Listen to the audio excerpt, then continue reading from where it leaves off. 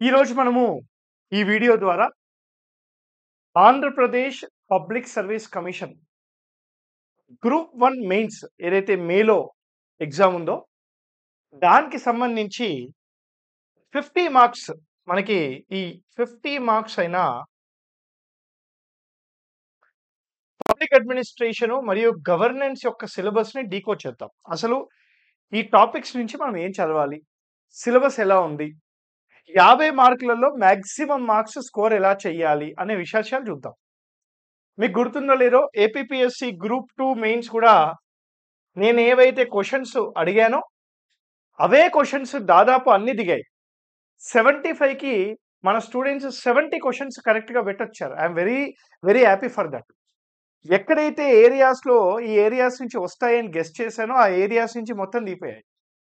అదే కాకుండా ఇంకో విషయం కూడా చెప్తున్నాను. లాస్ట్ టైమ్ పబ్లిక్ అడ్మినిస్ట్రేషన్ నుంచి అండ్ పాలిటీ నుంచి 8 ఔట్ ఆఫ్ 10 క్వెషన్స్ వచ్చాయి సార్. 8 ఔట్ ఆఫ్ 10 క్వెషన్స్ అనేవి దిగాయి. అంటే